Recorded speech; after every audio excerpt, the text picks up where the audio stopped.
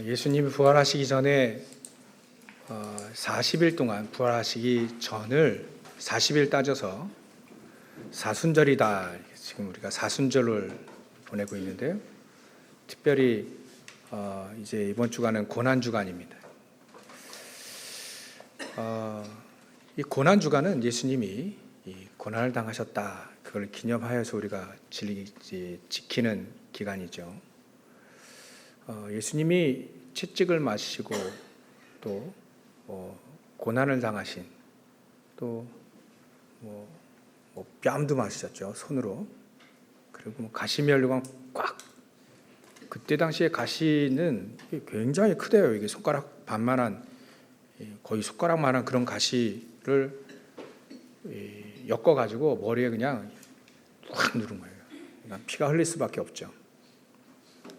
그리고 모욕당하시고, 그래서 이사야 53장에 보면 그가 찔림으로 우리가 나음도 있고, 채찍에 맞음으로 그가 찔리면 우리의 상함을, 그가 채찍을 맞음으로 우리가 나음을 입었다 얘기하는데, 우리는 고난 주간을 어떻게 마음가짐을 보내야 되냐면, 그분이 그 그리스도께서 채찍을 맞으시고 고난 당하시면 그때 우리는 더 능력의 복음을 누릴 수 있도록 예수님이 나 대신 고통당하셨다라고 그렇게 누려야 됩니다. 혹시나 예수님 너무 불쌍하고 말이지, 나도 고통을 좀 당해봐야 되겠다, 그런 마음은 안 가지셔도 됩니다. 나도 고통당할, 예수님 대신 나를 위해 대신 당했는데 우리가 고통당할 이유가 없죠. 고통당하지 않도록 저주 재앙이 우리에게 임하지 않도록 하셨기 때문에 우리는 고난 주간 특히 더 매일매일 우리는 복음을 누리는데 능력의 복음을 누리는 것이다. 그런 마음을 가지고 그가 채찍에 맞음으로 우리가 더 치유받고 더 능력을 힘입어야 되겠다. 그 능력의 복음을 내가 힘입어야 되겠다. 그렇게 마음을 가지시고 힘차게 사시길 바랍니다. 오늘 본문에 보면 14절에 너는 그들이 있어요. 그들로 이 일을 기억하게 하여 말다툼을 하지 말라고 하나님 앞에서 엄히 명해라. 말다툼, 어떤 말다툼이 있었냐면 그 부활이 18절에 보면 부활이 이미 지나갔다 이렇게 표현을 했어요. 부활이 지나갔다, 이제 부활 없다.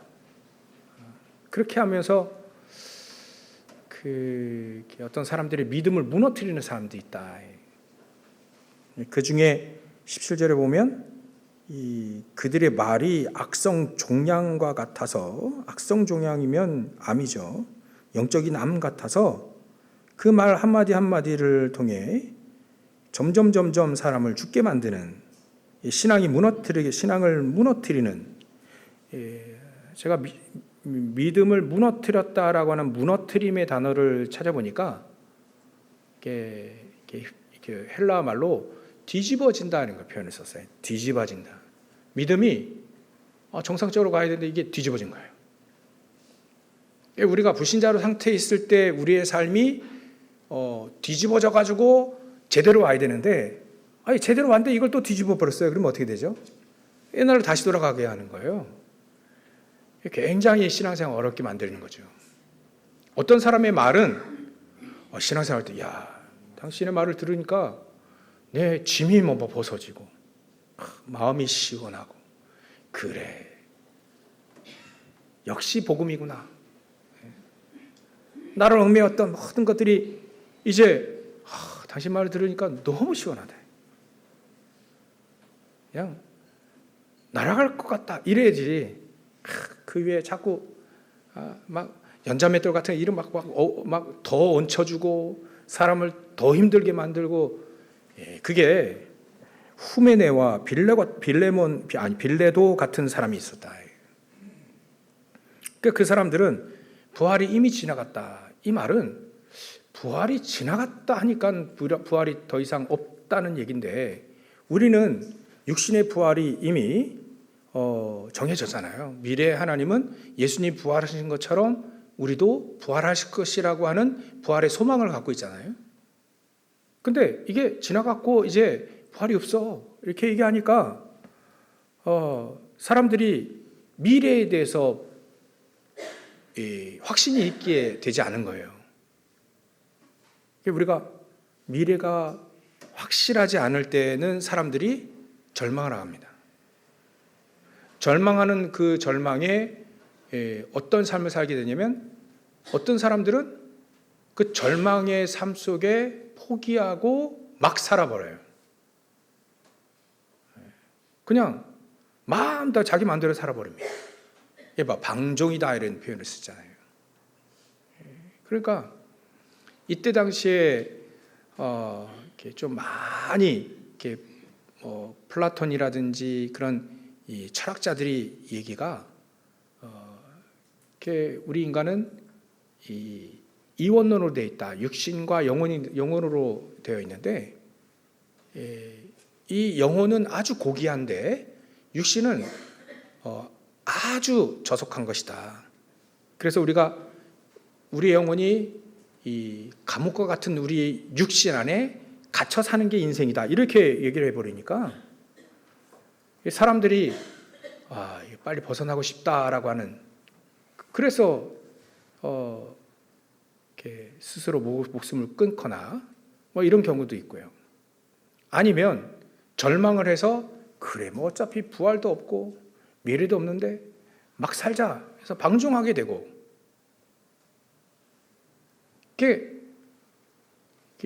교회 안에 그런 분위기가, 이 영지주의라고 하는 그런 분위기가 막 도는 거예요. 그러니까 그런 사람들이 이제 후메네오와 빌레도 같은 이 사람들이 그런 얘기를 자꾸 하게 되는 겁니다. 그러니까 사람들이, 믿음이 약한 사람들은 이제 그 말을 듣고 계속해서 이제 미래가 없어지니까 자꾸 믿음이 점점 어려워지게 된다. 그런 분위기가 에베소 교회에도 있었고, 또 이 마게도냐, 특히 플라톤 자꾸 얘기하는데, 그런 철학자들이 자꾸 얘기했던 그런 그리스 지역에 굉장히 많이 이렇게 퍼져 있었습니다. 문화가 그리스 문화니까요. 그래서 굉장히 어려움을 겪게 만드는 사람들 중에 이 영지주의, 이런 사람들이 있었다. 가만히 따지고 보니까 좀 그래, 우리가 신앙을 무너뜨리는, 믿음을 무너뜨리는, 믿음을 뒤집어지게 만드는 것들이 많이 있구나. 우리가 생각해서, 그래서 생각해 봐야 될 것이, 이게 불신앙이 말이죠, 굉장히 사람들을 무너뜨립니다. 불신앙의 말들이 맞는 말인데, 불신앙의 말들이 굉장히 사람들을 믿음을 무너뜨려요. 그래서 우리는 불신앙을 다 내버려야 되겠다. 우리가 그걸 언약으로 붙잡아야 됩니다. 나를 통해서 나를 만나는 사람들이 믿음이 막 살아나야지. 그죠? 사람들이 점점 왜 이럴까? 너도 그러냐? 나도 그러다. 야, 이게 도대체 희망이 안 보인다. 서로 같이 무너지는 그런 말들을 하면 안 됩니다. 오죽하면 여리고성 도를 때, 야, 이거 돈다고 되겠어? 한마디에 누가 하면 이게 악성정리가 다 퍼져요. 그래, 이게 돈다고 되겠어? 전 백성이 그래, 이게 돈다고 되겠어? 그리고 중간에 안 돌아 그러고 막 도망가면 어떻게 됩니까? 하나님의 역사는 맛볼 수가 없습니다. 야, 돈다고 돌아라고 하나님 말씀 주셨잖아. 그러니까 돌자. 하나님 응답하시겠지, 당연히. 요단강 건너게 하신 하나님이 이거 하나 못 하시겠냐?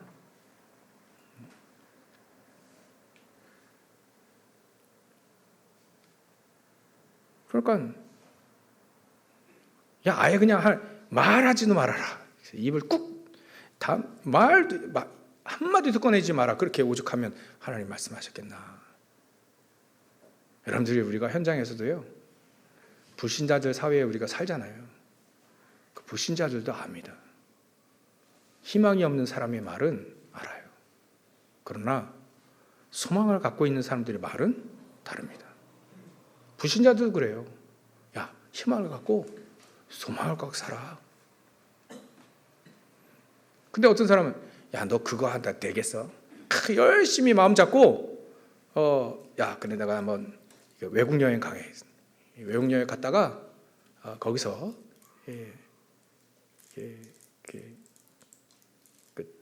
그 외국 사람하고 대화 한번 하려고 이제 간신히 이제 마음 잡고 영어 단어 외우고 회화 지금 한 구절 지금 외우고 있는데 야, 너 그거 며칠 한다고 되겠어? 이런 말을 하면요, 하던 것도 막 때려치게 돼요. 야, 며칠 공부해가지고 몇 마디 하면 너 그거 자신감 생긴다 더? 야, 가서 한 마디를 걸어봐. 야, 문장 하나만 외워서 한번 써봐. 이렇게 얘기하면요, 그래, 가서 한 문장이라도 걸어봐야겠다.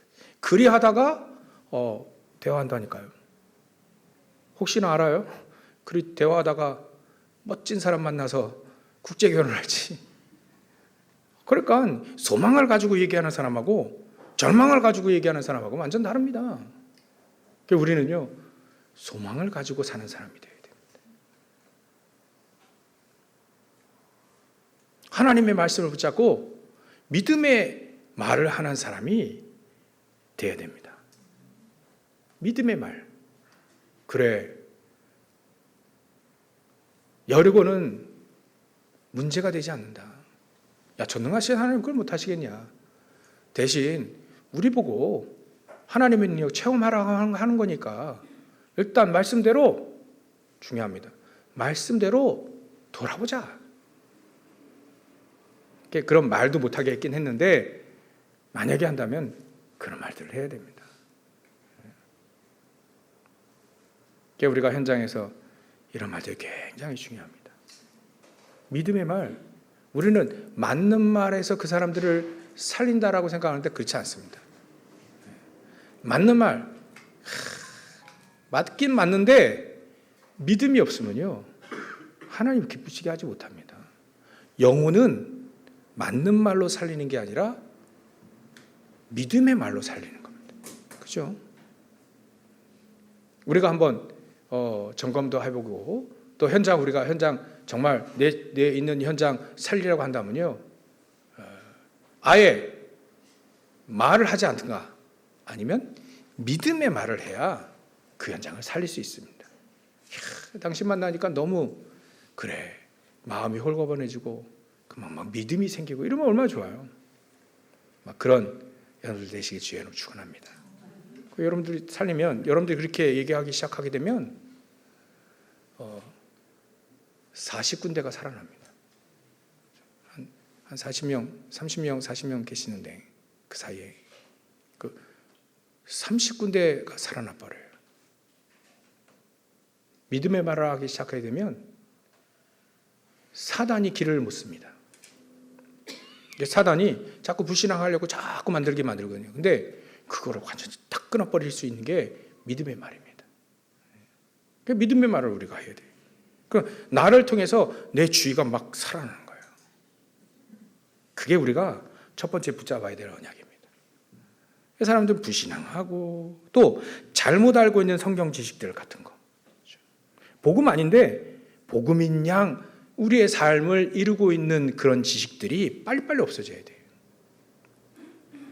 그러기에 우리가 자꾸 예배드리고 메시지 듣고 말씀 듣고 그래 하는 이유가 자꾸 우리 안에 자꾸 이렇게 편집이 되지는 거예요. 말씀으로 잘못된 생각, 이게 잘못됐구나, 이게 알고 또 바꾸고 이게 또 버려버리고 그래야 되는 겁니다. 오늘 부활에 관한, 부활이 이미 지나갔으니 우리는 희망이 없다 라고 하는 그 사람들의 말을 과감하게 무너뜨리는, 그 사람들의 말을 무너뜨릴 수밖에 없는 믿음의 말을 우리가 하는 게 굉장히 중요합니다. 그리고요, 신앙을 무너뜨리는 것들 중에 하나가 잘못된 우상 숭배에서 나오는 삶들입니다. 하나님은 이거 절대로 아니라는 거예요. 그래서 수많은 사람들 중에서 우상 숭배는 망한다는 것을 계속해서 얘기를 하셨어요. 그래서 이렇게 이스라엘 민족이 포로되었을 때 우리가 잘 알고 있는 다니엘과 세 친구들이 바벨론 포로 당했을 때 거기에서 하나님의 능력을 보여준 사례들이 있잖아요. 그때 당시에 세 친구가 저 두라 평지에 이 느부갓네살 왕이 어마어마한 높이 한 20m 되는 큰 우상을 세웠는데 거기에 모두 다 절을 하라. 본격적으로 절을 해라. 모든 문무백관들 다 모여가지고 다 절을 해라. 그러니까 바벨론에 있는 중요한 그 지방 행정관들끼리 다 모아가지고 전부 다 절을 하라고 만들었어요. 그때 다 절을 하는데 3명이 딱 꼿꼿하게 서 있는 겁니다. 그러니까 수많은 사람들이 모이니까 저기 맨 끝에 있는 사람 안 보일 수 있잖아요. 이 사람이 서 있는지 앉아 있는지 이거 잘 모를 수 있거든요. 근데 거기에 갈대아 사람들이 고자질한 겁니다. 아니 왕께서 다 절을 하라는데 딱 3명 저 히브리 사람 다니엘 세 친구 있잖아요. 사드락, 메삭, 아벳느고 이 사람 3사람만 절을 안 합니다. 고자질한 겁니다. 그때 따로 불렀어요. 느부갓네살 왕이 야, 왜 너 절을 안 하냐 너희들. 거기에 대해서는 이 세 형이 얘기해요. 거기에 대해서 우리가 할 말이 없습니다. 말도 꺼내지 마십시오. 왜냐하면 그들은 이미 뜻을 정해 있거든요. 우상숭배 때문에 우리나라가 망해가지고 내가 포로로 끌려와서 정말 하나님의 은혜로 승진되고 또 하나님의 은혜로 지혜도 얻고 그래가지고 지방행정관이 됐는데 우상숭배하라고? 거기에 대해서는 말도 꺼내지 마십시오.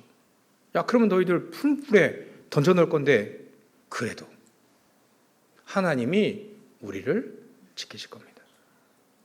그렇지 않아도 우리는 절을 할 수 없습니다. 그러니까 진짜 풀무를 또 집어넣었어요. 근데 살았습니다. 거기서 하나님 보여주시길 원하는 게 그런 거예요. 우상숭배하지 마라. 이미 이 세 친구 다니엘과 세 친구가 뜻을 정합니다. 우상숭배 거기서 나온 음식도 안 먹겠다. 그게 다니엘서 1장 나오잖아요. 우상숭배는 하나님이 정말 싫어하는 거다. 그 뜻을 정한 그 응답이 그때 딱 나타나는 겁니다. 그래, 우상숭배 안 한다. 죽을지언정 안 한다. 근데 하나님은요 거기에 우상숭배 안 하는 것이 맞다라고 하는 응답을 이 세 친구에게 보여준 겁니다. 우상숭배는 아니에요.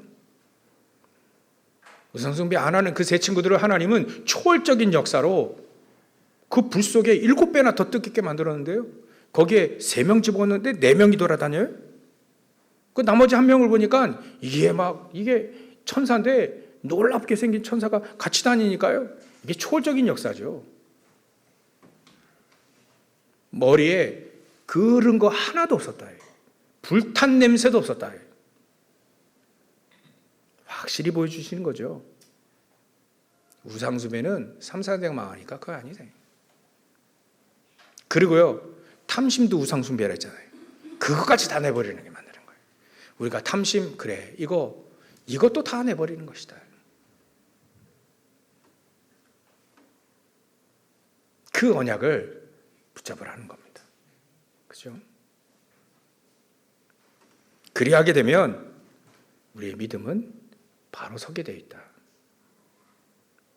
믿음을 무너뜨리려고 하는 불신앙, 믿음을 무너뜨리게 하는 잘못된 그 성경 지식들, 잘못 알고 있는 이 오해하고 있는 복음들, 또 잘못된 우상 숭배로 나온 모든 삶들을 다 내버리라는 겁니다. 그것은 악성 종양과 같다. 안 보이지만요, 악성 종양이 서서히 퍼지고 있는 거예요. 자기도 모르게. 어느 날 딱 보니까 믿음이 완전 불신하고 잘못된 성경 지식, 저도 97년도에 원래는 90학번인데 97년도 이렇게 오수하고 또 방위 갔다 오니까 97학번이 됐어요. 98년도에 2학년 때 자유주의 신학을 잠깐 배운 겁니다. 야, 자유주의 신학은요, 야, 이건 사람을요 진짜 믿음을 무너뜨리게 만들더라고요. 제가 한 10년 동안 성경을 안 봤습니다. 그렇게 만들어요. 한 학기 배웠는데, 야, 이게 성경이 믿음으로 안 보이고 이게 뭐 연구 대상으로만 보이는 거예요. 안 믿어져요, 이게. 그래서 자꾸 하다 보니까 사람이요 굉장히 불신앙 가운데 들어가게 만들더라고요. 이게 참 부끄러운 얘기인데, 예전에 청년 때 신학하면서 섬기던 교회에 부흥회를 하게 했어요. 부흥회. 근데 야, 그 부흥회 때 제일 많이 은혜 받아야 될 것이 우리 신학생들 아닙니까? 근데 저 맨 뒷자리에 앉아가 제가 판단하고 있더라니까요. 메시지를 판단하고 있어요. 야, 그건 아니고 그 목사님들이 경륜과 또 연륜을 통해서 그 농축된 그런 그 복음을 메시지를 쭉 얘기하는데도 불구하고 판단하고 있다. 쓸모없는 일꾼이 되었죠. 잘못된 성경 지식 때문에, 잘못된 신학 때문에 완전히 쓸모없는 인생이 되어버렸습니다. 10년 동안 성경을 안 봤다니까요. 이렇게 사람들을 무너뜨리는, 이렇게 믿음을 무너뜨리는 성경 지식과 잘못된 학식들 있습니다. 하나님의 은혜로 지금 이 모습 된 거, 이게 은혜인 거지. 그나마 이 모습 회복된 게 은혜입니다. 여러분들, 우리는 그런 사람 되면 안 됩니다. 저도 예전에 실수를 많이 하고 애들을 말이죠, 너무 진짜 정확한 복음을 얘기해 주지 않고 자꾸 다른 거 얘기해 줘가지고 신앙이 자꾸 무너지는 그런 사례를 자꾸 이렇게 확인하면 굉장히 마음이 무겁습니다. 야, 그때 내가 왜 그렇게 알고 했다면, 모르고 자신도 아직도 모르고요. 그게 맞는 줄 알았어요. 그게 잘하는 줄 알았습니다. 근데 진짜 복음을 알고 진짜 기도하다 보니까 아니구나 알게 됩니다. 그런 아이들 만나서 참 미안하다 이렇게 사과하고 싶은데 그렇습니다. 교사 한 명 잘못 만나가지고 그래요. 여러분들은 그런 실수를 하지 마시기 바랍니다. 여러분들을 만나는 사람들마다 전부 다 믿음이 회복. 그래, 하나님은 하실 수 있지 않겠냐? 하나님은 우리에게 능력의 복음으로 우리에게 역사하실 수 있지 않겠냐? 우리가 있는 모든 현장에 흑암세력 다 꺾어버리자. 나 만나는 모든 사람들이 정말 그리스도를 진하게 알도록 내가 거기에 증인돼 봐야 되겠다.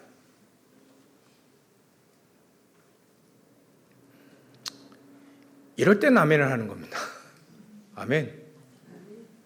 우리를 만나는 사람들이 막 소망이 생겨요. 그래, 우리가 기도해보자. 기도의 소망. 그래, 우리에게 언약 주신 그 복음이 이렇게 능력이 있나? 이렇게 나에게 영적 문제 이렇게 해결될 만큼 이렇게 능력의 복음인가? 그 정도로 말이죠.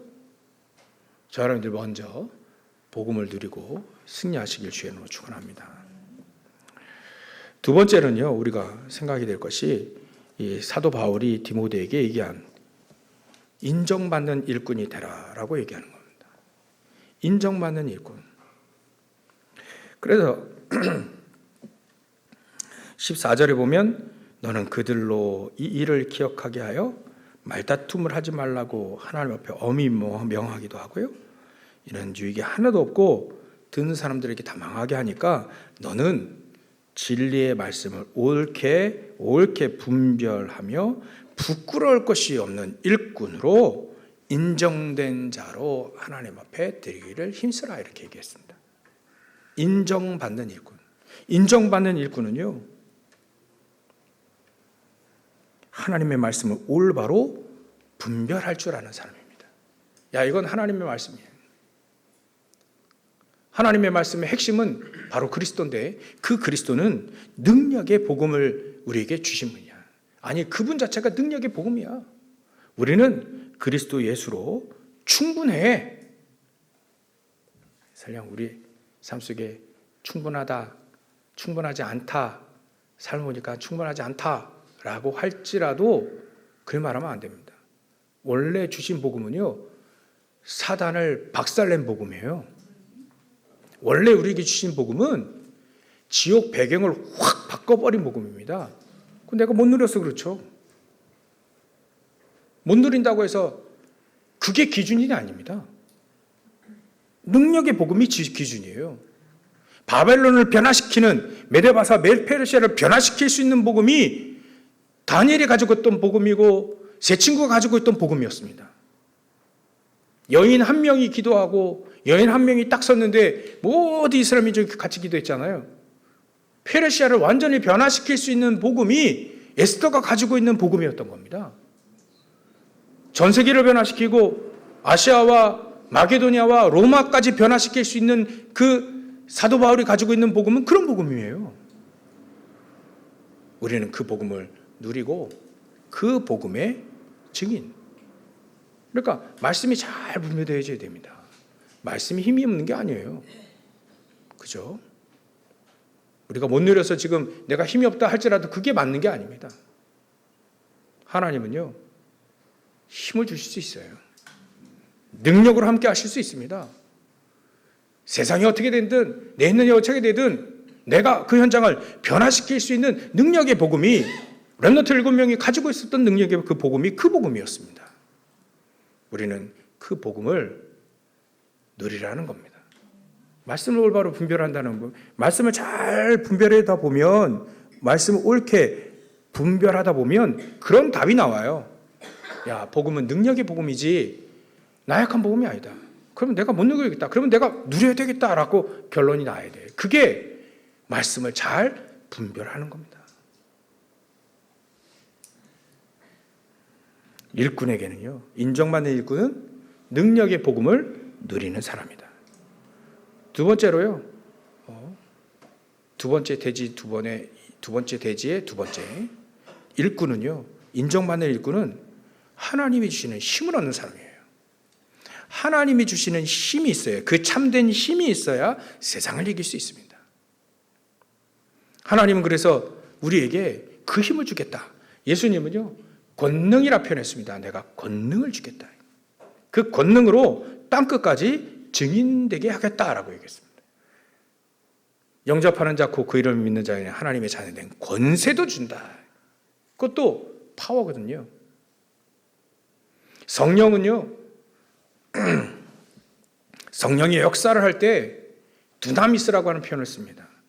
거기에서 다이나마이트가 나왔어요. 우리가 잘 알듯. 성령의 역사는요, 다이나마이트 폭발되는 것처럼 핵폭발과 같은 폭발이 있는 그런 능력이 성령의 능력입니다. 그 능력이, 하나님은 성령의 능력으로 갖고 계십니다. 그걸 우리가 누리라고 하는 겁니다. 그 힘을 우리가 누리라. 인정받는 일꾼은요, 이 힘이 있는 사람입니다. 때로는 우리 삶이 어렵고 힘들 수 있어요. 지치기도 하고 그럴 수 있습니다. 근데 하나님은요, 우리에게 힘을 주신다고 얘기했어요. 이사야 40장에 보면 29절에부터 31절에 나오면 피곤한 자에게 능력을 주시고 무능한 자에게 힘을 더하시나니 소년이라도 피곤하며 곤비하며 장정이라도 넘어지며 쓰러지되 오직 여호와를 앙망하는 자는 새 힘을 준다. 새로운, 날로 새로운 리뉴라고 하는 새로운 힘을 준다. 마치 독수리가 날개치며 올라간 것 같은, 독수리가 올라갈 때 확 올라가잖아요.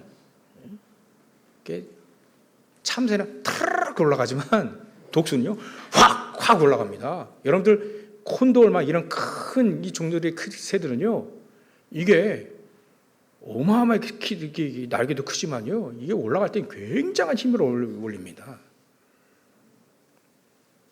그런 새 힘을 준다. 새로운 힘. 때로는 우리가 피곤할 수 있습니다. 육신이 삶으로 피곤하고 또 원체 또 약하고 그런 사람도 있어요. 삶을 또 그러면 지치고 막 이제 그럴 때는 육신의 힘, 그 힘을 준다는 거예요. 근데 준다라는 표현도 제가 그 원어를 찾아보니까 지속적으로 계속 주는 거예요. 한 번 줬다가 그게 영원된 게 아니라 우리는요 지속된 힘을 계속 얻는 거예요. 그럼 뭐 하겠습니까? 그 힘을 계속 달라고 기도할 수 있는 거예요. 때로는 우리 힘이 우리가 지칠 때 있어요. 세상 사는 게 그야말로 그냥 돈 버는 게 쉽습니까? 그죠? 쉬운 사람도 있겠지만 그렇지 않아요. 그게 쉽지 않습니다. 내 몸이 갈아지는 그런 고통이 있잖아요. 그럴 때 하나님은요 육신의 힘도 막 달라고 피곤한 자엔 능력을 줍니다. 그 능력이 우리 육신의 힘을 말합니다. 그리고 무능한 자, 이게 뭔가 하나 제대로 못해 막 무능해가지고 힘이 없어가지고 뭐 한가 제대로 하면 못해. 그러니까 뭐 늘 힘들고 또 가난하고 막 그래야죠. 그럴 때는 힘을 더하신다. 그 힘은요 파워라고 표현되어 있어요. 힘. 하나님의 전능하신 힘은 마이티 파워라고 하거든요. 거기 파워. 하나님은 무능한 우리를 유능한 사람으로 만들 수 있는 능력이 하나님께 있다는 거예요. 그 힘을 간구해라. 그 힘을 하나님 안에서 그 힘을 간구해라. 그게 여호와를 앙망하는 겁니다. 그렇죠? 여러분들 오늘 이 힘을 얻으시기 바랍니다. 이 힘을 현장에서 여러분들이 기도하고 묵상할 때 하나님을 간절히 바라보고 하나님이 이 힘을 주시고 나를 능력으로 현장에서 정말 나를 통해서 믿음이 생기고 사람들이 믿음이 생기고 소망이 생기고 그 사람들이 막 눌려있던 모든 걸 다 벗어낼 수 있는 그 그리스도가 능력의 복음으로 전달되어지는 그 주역이 되시기를 주의 이름으로 축원합니다. 그게 인정받는 일꾼이에요. 일꾼. 일만 시키는 일꾼이 아니고요. 일 시키려 하더라도요. 하나님 힘을 주는 겁니다. 증인도요. 그냥 증인이 아닙니다. 예수님이 얘기하셨잖아요. 예루살렘과 온 유대와 사마리아 땅끝까지 내 증인이 되리라 할 때는 내가 권능으로 함께 하겠다는 겁니다. 그거 없이 내보내면 안 되는 거죠. 못 이기죠. 사단들은 못 이겨 뭐 다 못 이깁니다. 근데 그 능력을 주시겠다는 거예요. 오늘 그 능력을 얻으시고 그 능력을 소망하고 그 능력을 실질적으로 누리시길 주의 이름으로 축원합니다. 인정받는 일꾼은 그거예요. 무능한 게 아닙니다.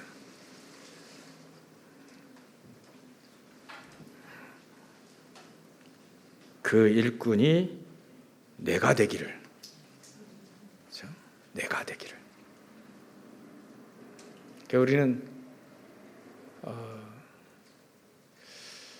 뭐라고 할 수 있는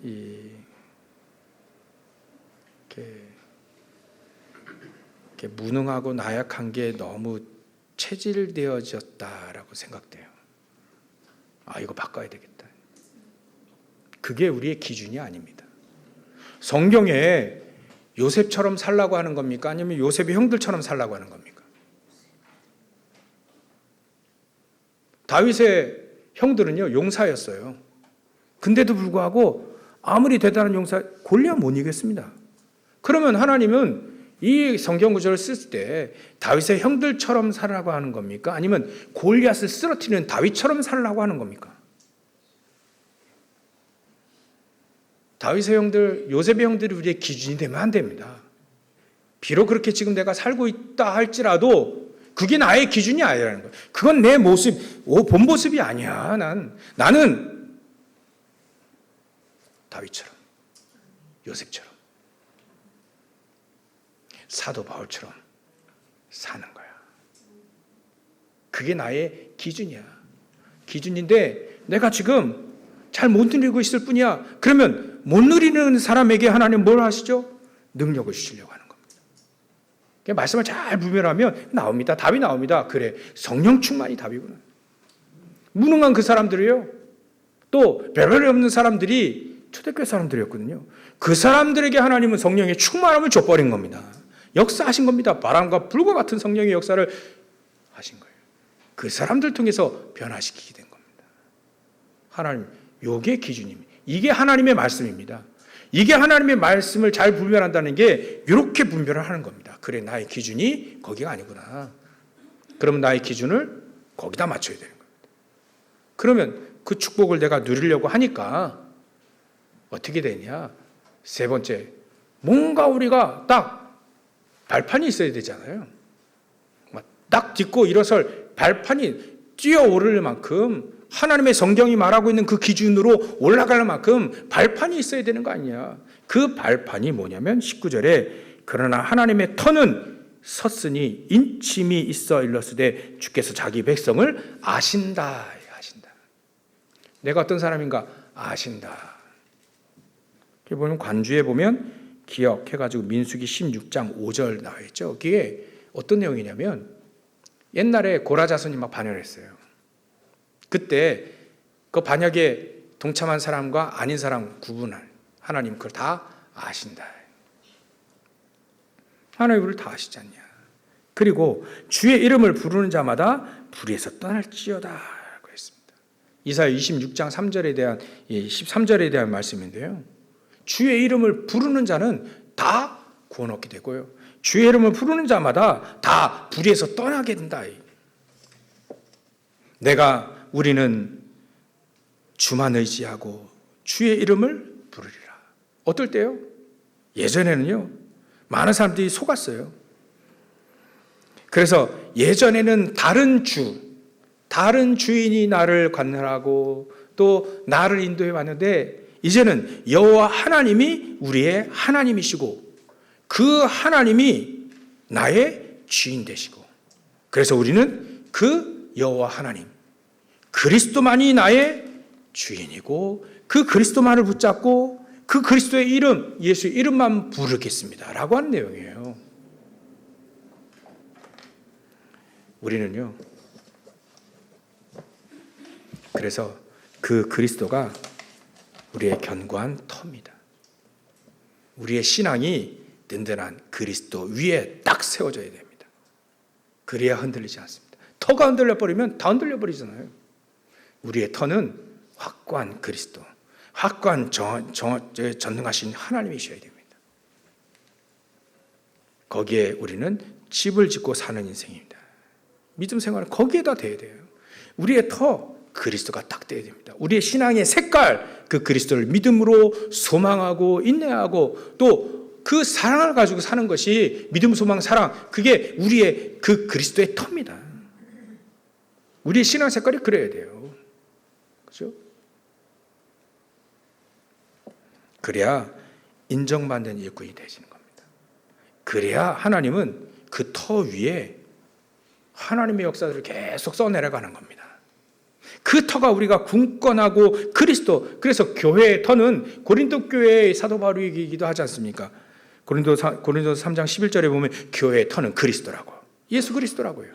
우리의 터, 우리의 발판, 우리의 굳건한 기반은 근본적인 기반은 그리스도여야만 된다.